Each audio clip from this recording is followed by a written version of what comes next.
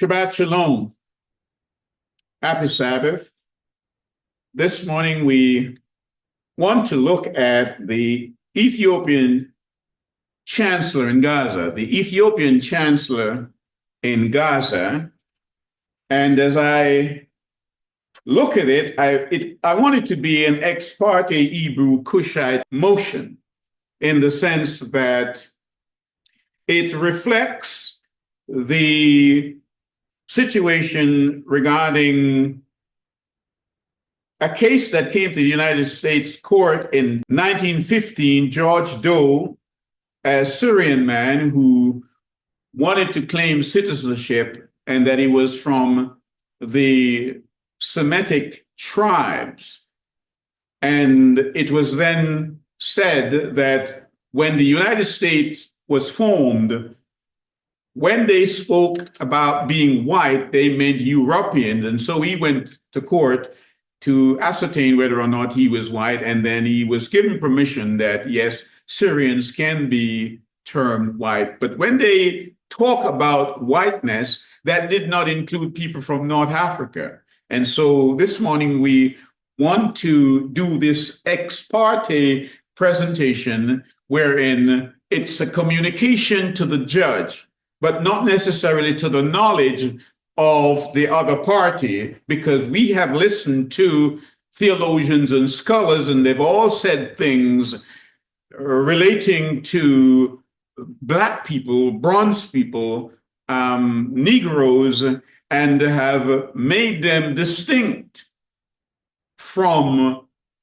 other people by way of their perception or understanding of anthropology. So this morning, as we look at this Ethiopian eunuch, we want to place him in his right position. And so come with me to the book of Acts, Acts chapter 8, and we will begin at verse 26. And the word says, "But a messenger of Yahweh spoke to Philip, saying, Arise and go towards the south along the way which goes down to Jerusalem, to Gaza, which is Gaza. This is a desert." And the reason why it was desert is because in 332, Alexander the Great had captured Gaza and had turned it into a desert, a dung heap. It was really like a shanty town by the time that the Ethiopian eunuch had reached there. So in verse 27, we read, "And he arose and went up and saw a man of Cush, a eunuch of great authority under Kandaka, the sovereigness of the Kushite." Now, in some translation, it says Candace, and Candace is really not her name. It is a title in the sense that we would use a president or Pharaoh or Caesar. Amanirenas, that is her name, Amanirenas. So Candace is the term that they use to classify or to designate to the female empresses or queen that ruled over Cush, over Ethiopia. So when we read in the word here that Candace or Kandaka, we're dealing with the same person. And it says that this man was the chancellor of the exchequer for the empress Kandaka. And so we must not assume that this man was an ordinary man. The word says that he was coming from Jerusalem to worship and was returning and sitting in his chariot. He was reading the prophet Yeshayahu, that's Isaiah. So this man is a man of authority. That's his chariot. And in the first century, to have a copy of the scroll for yourself would have cost a lot of money, but he had one for himself. And the journey would have taken weeks. We're talking about a journey of about 2,500 miles. It would have taken weeks. And so we must not even assume that this was one chariot. He would have had his Secret Service with him. He would have had those traveling with him in different caravans. This is the man of Africa. He came to Jerusalem to worship. And I've heard it said by some that he must have been a proselyte. That being a eunuch, he could only have entered into certain part of the temple in Jerusalem because eunuchs were not allowed to go into the temple. And the people who say that, they cite Deuteronomy chapter 23. Let's go there. Deuteronomy chapter 23. And it reads, "He who is wounded by crushing of testicles, or whose private part is cut off, shall not enter into the community of Yahweh. A mamza shall not enter the community of Yahweh, even a 10th generation of his shall not enter into the community. An Amorite, a Moabite shall not enter the assembly of Yahweh, even a 10th generation of that shall not enter the assembly of Yahweh." So they cite this and they say that because he was a eunuch, he must have been a proselyte traveling to Jerusalem, but the word says he was worshiping, meaning he would have gone into the place where they worship. And those who cite Deuteronomy chapter 23 clearly have not paid any attention to Isaiah chapter 56. So come with me there, Isaiah chapter 56, Yeshayahu, and we will read from verse 4. It says, "For thus said Yahweh, to the eunuchs who guard my Sabbath, to the eunuchs who keep my Sabbaths, and have chosen what pleases me, and are holding on to my covenant, to them I shall give in my house and within my walls a place and a name better than of the sons and daughters. I give them an everlasting name that is not cut off. Also, the sons of the foreigner who join themselves to Yahweh to serve him and love the name of Yahweh to be his servants, all who guard the Sabbath and not profane it and are holding on to my covenant." Yah said, even the eunuch and the foreigner, the stranger who keep my Sabbath, I will have a covenant with them. So as I indicated earlier, those who cite this and said this man was a proselyte, they don't understand he has mind and his love for his people. Moreover, previously, the term eunuch meant those men who guard the harem, who looked after the women, as in the case of King Ahasuerus and Esther during the time their reign in Persia. But this term here became hybridized in the sense that it developed into a title for an office. So a eunuch was not necessarily a eunuch by way of flint surgery as performed by Zipporah and Gershom, where she took a sharp flint stone and cut off his foreskin. It need not be that. It perhaps he is, but I'm just saying to you that it is not necessarily one of biology where the foreskin is cut off. It could well have been by way of this man's authority that he was a eunuch by way of position, by way of office, because he was a great man. That's what the word said. And so it also says that no one could have entered into the temple until the 10th generation.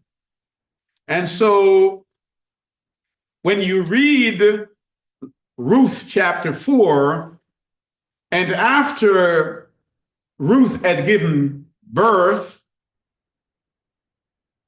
to the baby, and you read that genealogy, you see that Obed, Jesse, and then David. David was the 10th in line in Ruth chapter 4. So when David came, that Deuteronomy idea or conception, agreement, regulation did not necessarily apply. So let's go back to the book of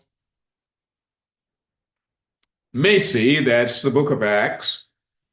So this man is reading from the book of Isaiah, and he's reading loudly.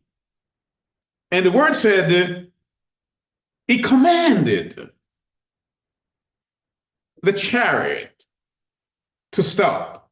That means he's a man of authority. He commanded it because the Ruach had now taken total control of Philip and had brought Philip to him. Go near and join him in his chariot. Join yourself with the Ethiopian. Join him in Gaza, because perhaps we had forgotten also that Gaza had been given to the Queen of Sheba by King Solomon around about 950 BC. So we're now dealing it first century in this story with the eunuch. Candace is her boss, or Daka is the eunuch's boss. He is the chancellor of the exchequer. And Ethiopia then was not merely the East African country we deal with now. It was bordered with Sudan and Somalia and all those countries. It was a huge empire. And so when we think of biblical Ethiopia, we're thinking of a great power at the time. In fact, when we think of 1936, we think of Mussolini in his attempt to overthrow Ethiopia at the time of Haile Selassie. And we're made to understand that one of the reasons that Mussolini tried to capture Ethiopia or raided Ethiopia was because he was in search of the Ark of the Covenant. That is in Axum in Ethiopia. And I asked myself, perhaps it is there, because why then in 1936 an application would have been made to Lloyd's of London, the insurers, to insure the Ark of the Covenant against disaster? Why? And so I just want to frame the whole idea of Ethiopia and being part of Yah's people and present this to the judge in this presentation that he will look at, because I'm using his words to explain the whole thing. So Philip's joined the Ethiopian man in Gaza. And he's reading from chapter 53 of the book of Isaiah, but he's not understanding what he's reading, and he wants to know. The word says that he was reading that portion of scripture that said he was led as a sheep to the slaughter, and like a lamb silent before his shearer, so he opened not his mouth. In his humiliation, he was deprived of right ruling. And who shall declare his generation? Because his life was taken from the earth. How apt that the Ethiopian man would have been reading from this passage. In his humiliation, can we conceive another group of people who have been more humiliated more than Africans? Can we? Was deprived of right ruling? How many other people have been deprived so much of justice in this world as Ethiopian? And this man must have been conceiving such thoughts because his life was taken from the earth. That's what he's reading. And Philip wants to know, did you understand what you were reading? Remember, the man is coming from Jerusalem.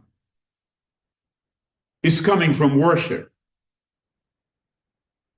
And so the idea, the debate as to whether or not he's a proselyte or whether he's a foreigner, I think that argument is guilty of at least two critical omissions. One, the man is a Jew.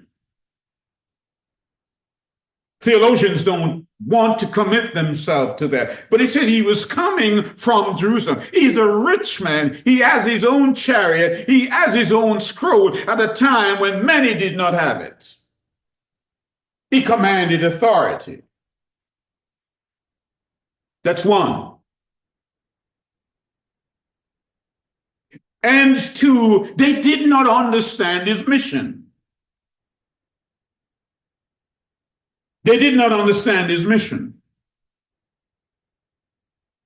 That the land where he was staying or traveling through was indeed an inheritance given to his ancestor, the Queen of Sheba. So join me in Malek Aleph, that's Kings, the book of Kings. And we will look at 1 Kings, and we will deal with chapter 10. The word says, and the sovereigness of Sheba heard of the report of Shalomah, that's Solomon, concerning the name of Yahweh, and came to try him with hard questions. That sounds like us, isn't it? She came to try him with hard questions. And she came to Jerusalem with very great company, with camels that bore spices, very much gold, and precious stones. And she came to Shalomah, and she spoke with him about all that was in her heart. Now, understand this, that this was not a one day or a one night stopover.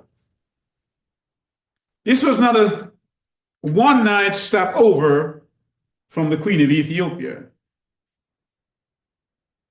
She spent a great amount of time with him. The word said, and Solomon gave her everything she desired. And if we read the Hebrew Negras, we're made to understand that it included a son by the name of Menelik, from which we get the Falashan Jews. The Falashan Jews. We need to understand that currently in Israel, as we talk and we watch the TV, wide-eyed, that we're talking about having some thousands, 168,000 Ethiopian in Israel right now. But I'm wondering if those lenses on the reporters' cameras, whether they've just gone blurry, or they're too lazy to take those pictures and show to the world that Ethiopian Jews are here. Because every time we watch the TV, we see other people. I wonder whether the newspaper would not tell us that of those 168,000, according to the reports of September 2023, that of that group, their listing in the IDF, the Israeli army, is 88% for the male and 66% for the women. They're fighting for Israel, but you don't hear a word at all in the news. And I'm wondering, why do they edit these things out?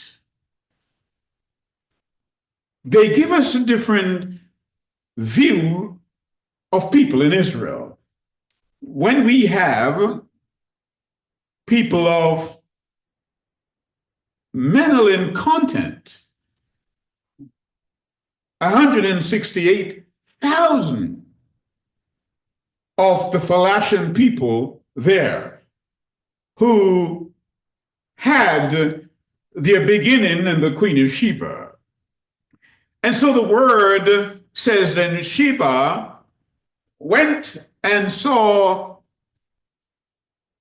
Solomon because she had been told by Tamarin, who was someone who worked for her, and like a traveling salesman, because Solomon was at the time building the temple, and people would come to him and sell him lumber and all manner of things so that he could get the very best of what the world had to offer. But she wanted to know whether or not he is who he heard that he was. And so one of the questions we are told that she asked, she said, what are the seventh that issue, and the ninth that enters, the two that offers drink, and the one that drinks? Who are they? Because she herself was wise, and she's trying to catch him out. And so Solomon responded, so the 7 days are the 7 days of menstrual impurity, the 9 or the 9 months of pregnancy. And the two that offers drink are the breasts, and the one that drinks is a child. Then she said to him, how can a woman say to her son, your father is my father, your grandfather, my husband, and you are my son, and I am your sister? How can a woman say that to her son? Solomon looked at her and said, the two daughters of Lot, who had an incestuous relationship with their father, the Ammonites and the Moabites. And she looked at Solomon and she said, half the secret has never been told. You're wiser than I was told. You're wiser than I was told. And so the Queen of Sheba, we're told in the Kibra, she built up a relationship with Solomon, as I indicated, that this was not an overnight stay. Because the word says that, well, let's read it. She said in verse 8, "Blessed are you, your man, and blessed are these, your servant, who stand continually before you, who are hearing your wisdom. Blessed be Yahweh, your Elohim, who delighted in you to put you on the throne of Israel, because Yahweh has loved Israel forever. Therefore, he made you sovereign to do right ruling and righteousness." It says that after seeing what she saw, she made those comments. Because the word says in verse 4 here, "And the sovereigness, Queen of Sheba, saw all the wisdom of Solomon, and the house that he had built, and the food on his table, and the seat of his servants, and the service of his waiter, and their attire, and his cupbearers, and his ascending offerings, which he offered in the house of Yahweh." Hold it there. She's letting you know, and the clear inference here is that she went to the temple with him. She worshiped with him. Otherwise, she would not have seen this. She was in the temple, and she watched how he performed. The ascending offering, his prayers, and how it mingled with the incense. And when it went up, she saw that. She heard that. She said, "Blessed are you." The point I'm making here, that she spent a great time. She had a great time with him. And the Kibra picks it up and said that she conceived. And she had a child called Menelik, who grew up in Jerusalem, went back home to his mother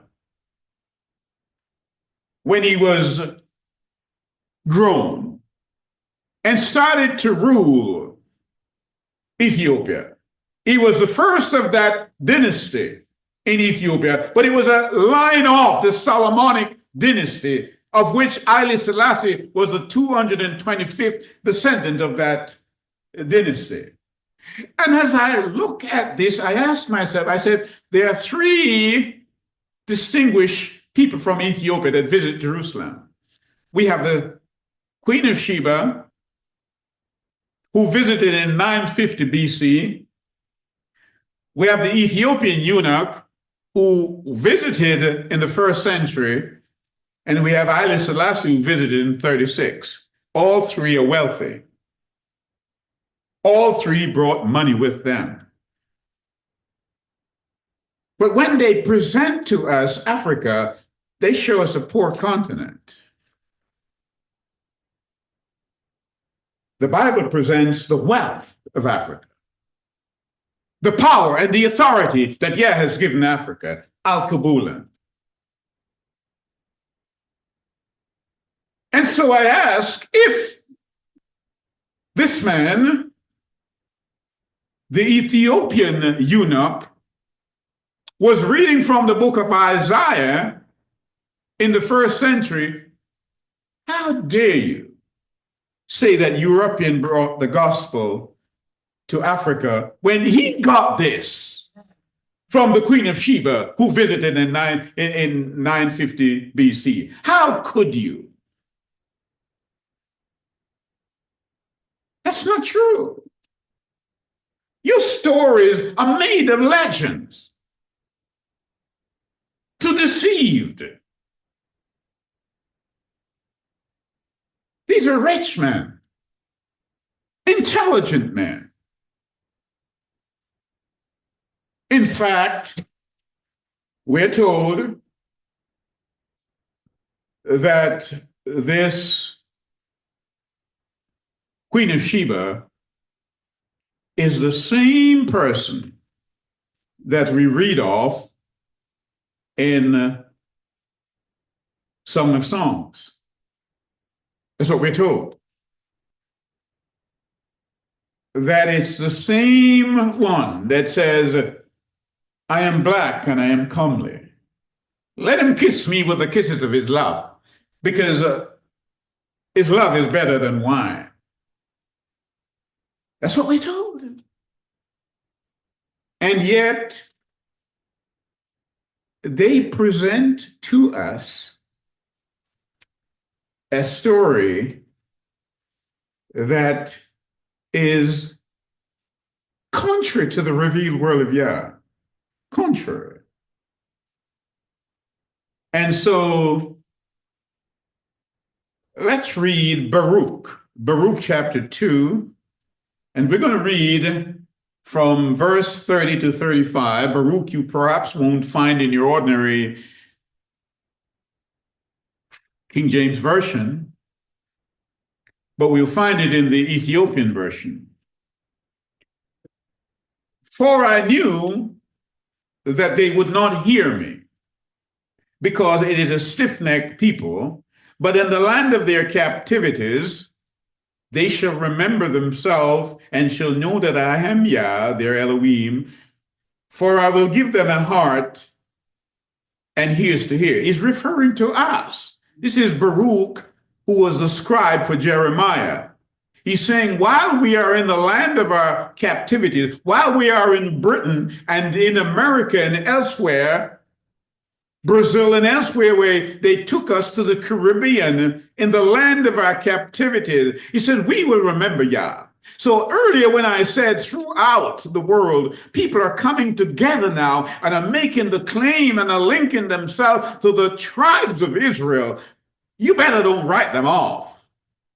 Because it was prophesied, and they shall praise me in the land of their captivity. They will praise me in America. They will praise me in the Caribbean. They will praise me in Britain. All the places where they took you. Baruch says they will praise. And think upon my name. They will call me Yahweh.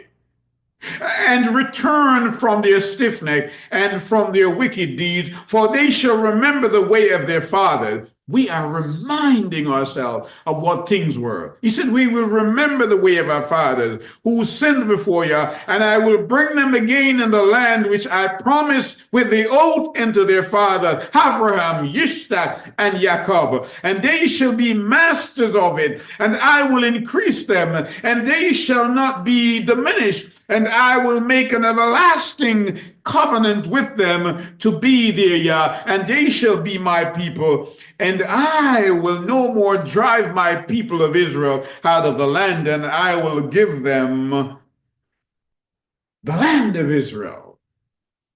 Are you with me? So the Ethiopian eunuch provides a dimensional scope to see whether or not the history, our history, corroborates with the word of Yah, with the peculiarities of our claim that we're children of Israel. It is not just a syntactical impression we're giving you. It is not flippantly made, these claims we're giving you. It is not mere words coming out of our vocabulary. It is in the word. Queen of Sheba, she went there, she learned, she went into the temple, she saw how Solomon worshiped, and she took that back to Ethiopia and gave it to her son. And that's why you have the Phalashian Jews now over there in Aksum and in Israel, but people won't give them the claim. But you can't undo what Yah has done. You cannot curse what Yah has not cursed, what he has blessed. And so all that stolen identity, Yah will reveal it, because your sins will find you out. It's in the word. And so we've got to understand that we are in a time now that we have, as I indicated, a number of people in Israel. The population is made up of 55% of them who were born in Ethiopia and 45% of them who were born in Israel. So we have this Beta Israel, and we have the Lemba people, and we have the Igbo people, and the Pashun people, and we're having all these. You know what's interesting? Most of these people, all of them, they're black. Because we read earlier in Genesis chapter 10 and verse 3 that the Ashkenazi, who make up 92% of the people claiming Jewry in the world today, Moses says that they are Gentiles. Now, what's also worth looking at is 2 Kings. That's Melech Bet. And chapter 17, and we will read 6 to 8. The word says, in the 9th year of Hoshea, that's 722 BC, the king of Assyria took Samaria and carried Israel away into Samaria. So we're talking about when the 10 tribes were taken away.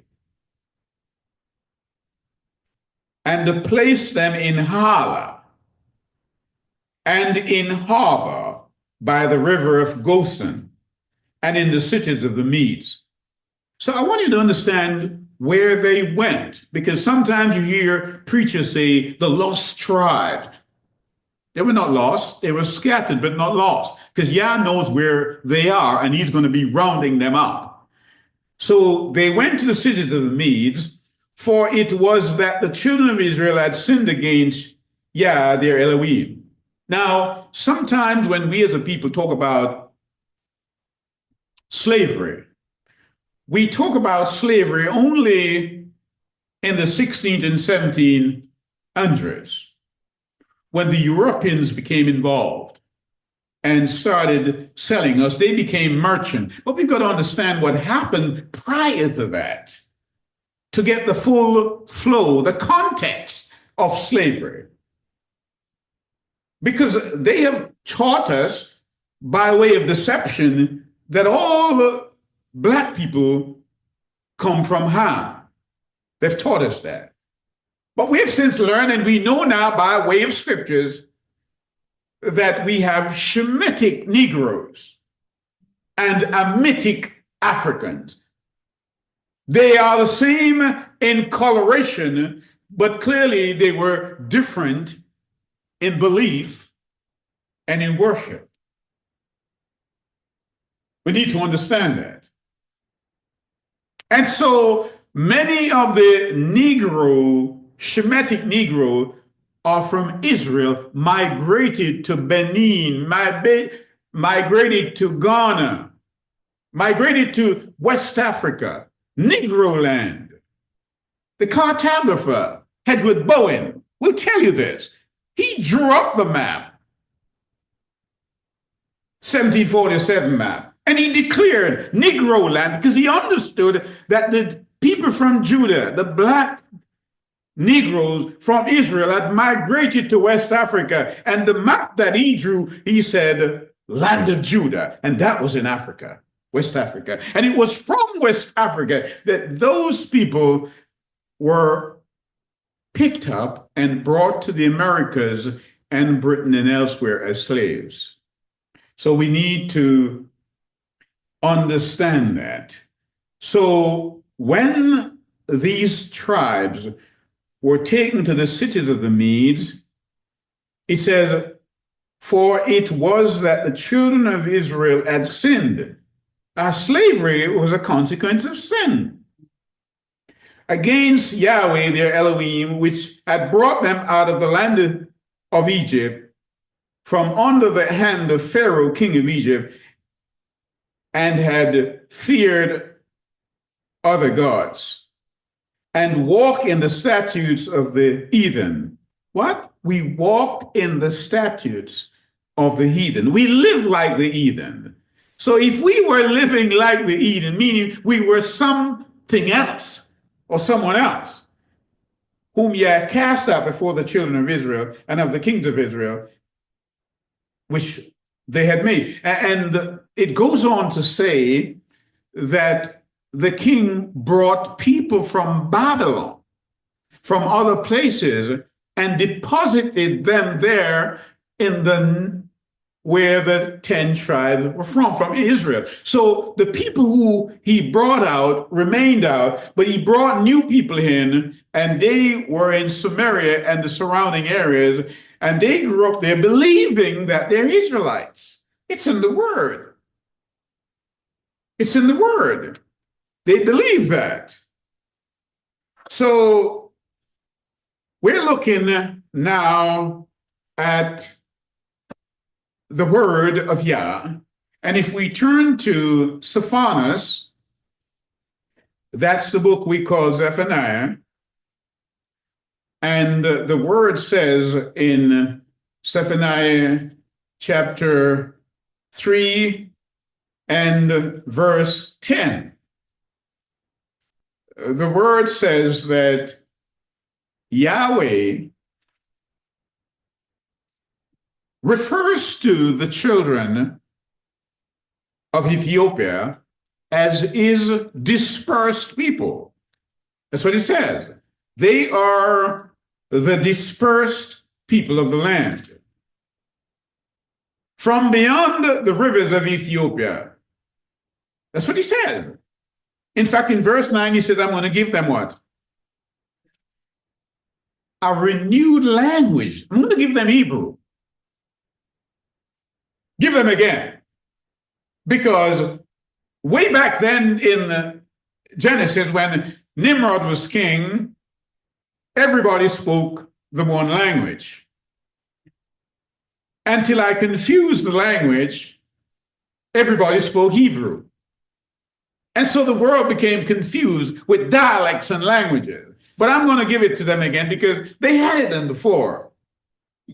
So beyond the rivers of Ethiopia, I'm going to give them that. And at the end of the day, they will bring to me my offering. Now, what is the offering?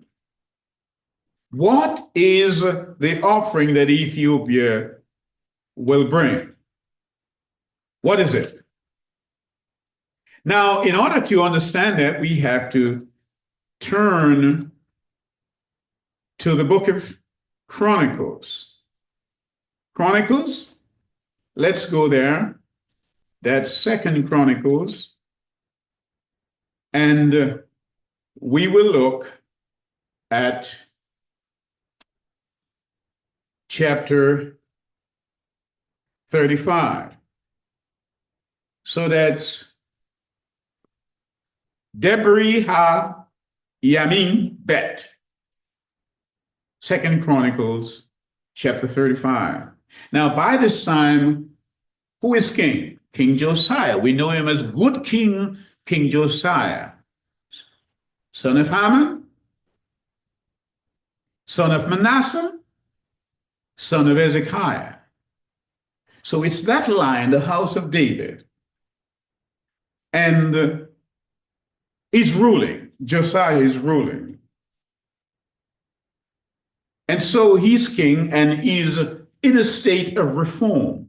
He's reforming the people because they had torn down the altars.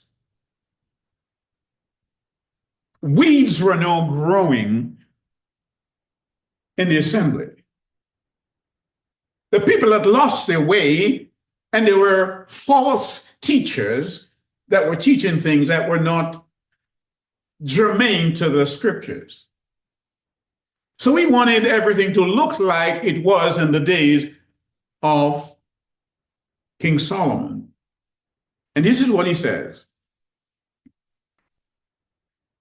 And Yoshiyahu, that's Josiah, performed a Pesach, that's Passover, to Yahweh at Jerusalem, and they slew the Pesach on the 14th day of the first new moon. That's Nisan. And he set the priests in their duties and strengthened them for the service of the house of Yah. And he said to the Levites who were teaching at Israel, who were set apart to Yahweh, put the set apart ark in the house, which Solomon, son of David, sovereign of Israel, built. It is no longer to be a burden onto your shoulders. Now serve Yahweh, your Elohim, and his people, Israel. He's saying, go and get the ark and bring it into the temple, even as Solomon built. So it's clear that the ark was not in the house, not in the temple. The question, where was it? It was in Elephantine Island in Egypt. The ark was in Africa. How did it get there? Well, during the time of Manasseh, who is the son of King Hezekiah, who ruled for 55 years, he was a wicked king, and he really ransacked the place and turned it upside down. And the righteous priests who were there, they moved the ark out and took it to Elephantine Island, and they built a similar worship center in Egypt, Elephantine Island, and brought the ark with them there. And later on, the ark was transferred to Tanya-Kekas Island in Ethiopia, and then to Axum, where it has been ever since. So you ask the question, where and why was the Ethiopian eunuch in Gaza? He had gone to worship, clearly, but he understood the prophecy of Zephaniah, chapter 3 and verse 10, that when the Messiah comes, the offering, which is the Ark of the Covenant, must be brought back because it belongs to Israel. So when he went and spoke to Philip, and Philip told him that the Messiah had come, but he's gone, but he will be back according to Hosea, he's coming back. The ark is still being watched. People in Ethiopia are groomed from birth to keep watch over that ark and never to leave it. And something else ought to tell us that we know that from biblical history, only Yah's people can keep the ark. The Philistines tried it, and they got in trouble many times. Only Yah's people can keep the ark. So we don't want to miss that, because that's a clear sign of who Yah's people really are, those who have the ark. And so when Mussolini went there, he was trying to get the ark for somebody. That was the very essence of that war.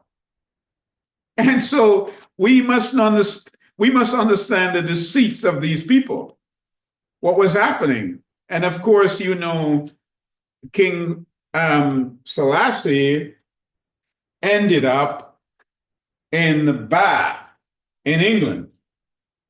That's where he spent time, having gone to Jerusalem in the first place, and spent time there, and afterward he was restored to his place.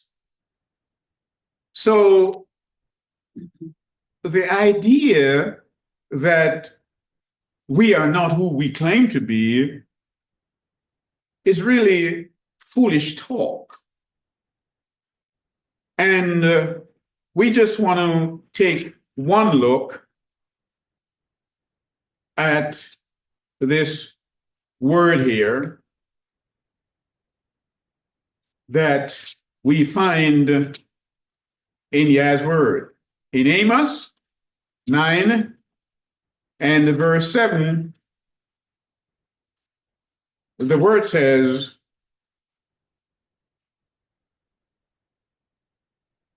"Are ye not as children of the Ethiopians unto me, O children of Israel, saith Yahweh? Have not I brought up Israel out of the land of Egypt, and the Philistines from Captor, and the Syrians from Ker? Are you not the same to me?" Are you? Well, to put a capstone on it, turn with me to Zephaniah Stephanus, and we'll do chapter 1 this time. We made reference earlier to chapter 3, but we'll do chapter 1. And he said, "The word of Yahweh which came unto Zephaniah, the son of Kushite." He's a what? The prophet here who is writing, an end-time prophet. He's telling you that his daddy is Kushite. His daddy is an Ethiopian. His daddy is black. Pastors, you can't omit that. That's another critical omission. The prophet is letting you know. He's coming up front. He's fessing up. He said, my daddy was Cushi. I'm the son of Cushi, the son of Gedaliah. Gedaliah, as you know, was a governor of Judah. Of Judah? Yes, Judah. He's a Jew. The son of Amariah, the son of Ezekiah. Ezekiah was one of the good kings of Judah. So he's letting you know this bronze, this Menelin prophet ear is from the house of Judah. It's from the house of David. And he happens to be a relative of King Josiah. They grew up together. And so when the ark was moved to Elephantine Island and then to Axum, Pharaoh Necho from Egypt came up to fight, but not to fight with Israel. But then King Josiah realized what was going on and decided if he could kill Pharaoh Necho, then he would get the ark. Pharaoh Necho said to him, I have no fight with you. Yah has told me to do this. And as you know, despite what Alder had said in relation to King Josiah, that he would die in peace, he died in battle. Now, my question is, if Yah is going to round up his people according to Isaiah 11 and verse 11, he says, and it shall come to pass in that day that Yahweh shall set his hand again a second time to recover the remnant of his people. That's us. Subsequent generation. From Assyria. He's getting them from where? Assyria. And where? Egypt. And where? Pathra. And where? Cush. And where? Elam. And Shinar and Amath. And from the islands of the sea. We see no reference here for Europe. But in 1948, the Balfour Agreement stipulated that some people from Europe should be brought to the land of Israel and be made Israelites. We're asking the question, will the real Israel, according to Galatians 6:16, stand up? I leave the matter in the judge's hand, as I indicated what I was doing. It is that kind of case where you can only appeal to Yahweh. You cannot rely on judges, secular judges. You cannot rely on politicians. You cannot rely on theologians, because they've all said their piece. And so I believe that the unexpurgated word of Yah clearly says that this Ethiopian man in Gaza, he was there to worship, He was a Jew, and his ancestor was none other than the Queen of Sheba. And so he had a right to be there. So we too have a right by way of Yeshua, who died for all men. And if you accept him, then are you Abraham's seed. In Yeshua's name I pray. Amen.